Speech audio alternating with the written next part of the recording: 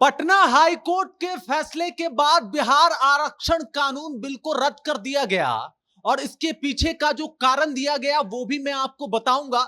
साथ ही मैं आपको बताऊंगा कि आखिरकार तेजस्वी यादव ने ऐसा क्यों कहा कि मोदी जी का नीतीश कुमार पैर पकड़ लीजिए लेकिन इसे 9वीं अनुसूची में जो है वो शामिल करवा दीजिए। आखिर क्या है ये 9वीं अनुसूची जिसका जिक्र तेजस्वी यादव ने किया और आखिरकार क्यों पटना हाई कोर्ट ने इस कानून को रद्द कर दिया, इस पूरी जानकारी से हम आपको अवगत कराएंगे और साथ ही साथ आपको यह भी बताएंगे कि कई ऐसे राज्य हैं जहां पे 50% से अधिक जो है वो आरक्षण की व्यवस्था है और वहां पे आरक्षण की व्यवस्था क्यों है।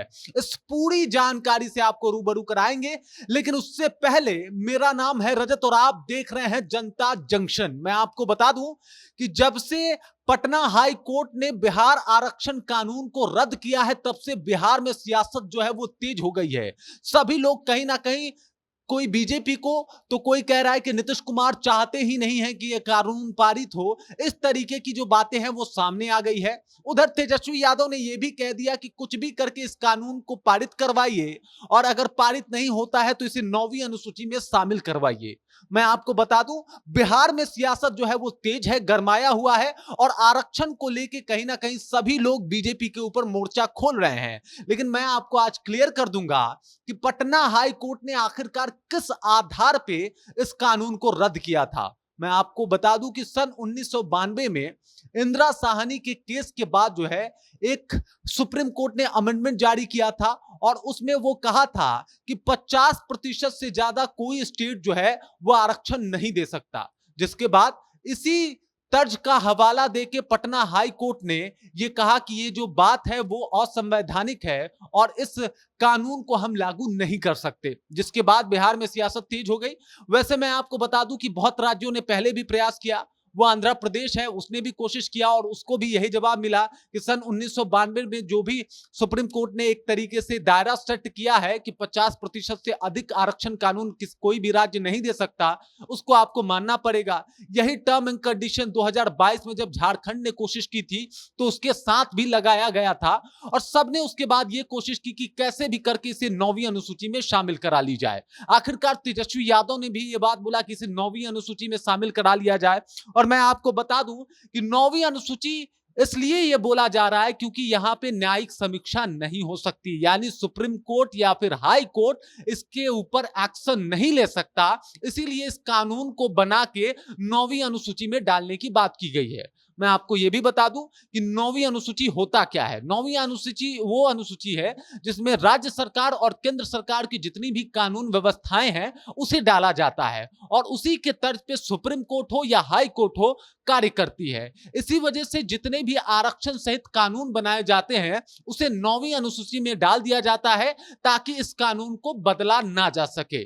और मैं आपको यह भी बता दूं कि तेजस्वी यादव इसी तर्ज पे कह रहे हैं कि नीतीश कुमार मोदी जी का पैर पकड़ लें ताकि इस कानून को 9वीं अनुसूची में डाल दिया जाए। मैं आपको यह भी बता देता हूं कि कुछ ऐसे राज्य हैं जहां पे 80% से ज्यादा जो है वो आरक्षण की व्यवस्था है। उनमें राज्य आते हैं अरुणाचल प्रदेश, मणिपुर, मेघालय, मिजोरम और नागालैंड। इन कुछ राज्यों में जो है वो 80% या 80% से भी ज्यादा जो है वो आरक्षण की व्यवस्था है और ये इस वजह से है क्योंकि यहाँ पे अनुसूचित जनजातियों की संख्या जो है वो बहुत ज्यादा है। दूसरा वजह यह है कि यहाँ की जो भौगोलिक स्थितियां हैं इस वजह से भी यहाँ पे आरक्षण की जो तादाद है वो 80% से ज्यादा है। वहीं अगर बात करें एक और राज्य है जहां पे आरक्षण जो है वो 69% है और ये राज्य है तमिलनाडु। सन 1990 में तमिलनाडु ने अपने यहां आरक्षण की जो सुविधा है वो 69% कर दी थी। सन 1992 में जब इंदिरा साहनी वाला मामला हुआ और सुप्रीम कोर्ट ने यह फैसला सुनाया कि कोई भी राज्य 50% से ज्यादा आरक्षण नहीं दे सकता, तो उसके बाद से तमिलनाडु ने हार नहीं मानी और उसको लेके एक विधेयक पारित किया। उसे राष्ट्रपति से मंजूरी भी दिलाने में वो कामयाब रहे और साथ ही साथ वो केंद्र की सरकार को मना के इसे 9वीं अनुसूची में डालने में भी कामयाब रहे। और इसी वजह से चाहे हाई कोर्ट हो या सुप्रीम कोर्ट इसके ऊपर अमेंडमेंट नहीं कर सकती, इसको संज्ञान में नहीं ले सकती और उनको यह मानने पे बाध्य कर दिया जाता है 9वीं अनुसूची में डाल के। इसी वजह से बिहार में जितने भी नेतागण हैं वो लगातार इस बात की गुहार कर रहे हैं, लगातार इस बात को लेकर बहुत ज्यादा चर्चा कर रहे हैं कि इस कानून को भी 9वीं अनुसूची में डाल दिया जाए ताकि जो यह आरक्षण बिल है वो हमेशा के लिए सुरक्षित हो जाए। लेकिन केंद्र सरकार क्या इसके ऊपर जो है वो आगे आएगी और इसे जो है वो 9वीं अनुसूची में डालेगी, ये अभी देखना बाकी है। लेकिन मुझे नहीं लगता, क्योंकि जो राज्यों का मैंने आपको बताया जैसे कि अरुणाचल प्रदेश, मणिपुर, मेघालय, मिजोरम, नागालैंड, यहां की परिस्थितियां ही कुछ ऐसी थी जो इनको जो है वो 80% से ज्यादा आरक्षण दिया गया, यानी 50% से ज्यादा आरक्षण दिया गया। बाकी बिहार की भौगोलिक परिदृश्य से जो है अगर देखा जाए तो वैसा नहीं है। इस वजह से कहीं ना कहीं बड़ा मुश्किल सा यह सफर लगता है कि नीतीश कुमार इस काम में कामयाब होंगे। लेकिन अगर हो जाते हैं तो कहीं ना कहीं तेजस्वी यादव और नीतीश कुमार अपने बात को मनवाने में केंद्र सरकार को कामयाब हो जाएंगे। बाकी इस खबर को लेके, इस जानकारी को लेके और इस अपडेट को लेके आप क्या सोचते हैं, कृपया कमेंट सेक्शन में जाइए और कमेंट करके अपना विचार जो है हमारे साथ जरूर साझा कीजिए। आप देख रहे हैं जनता जंक्शन और मेरा नाम रजत है।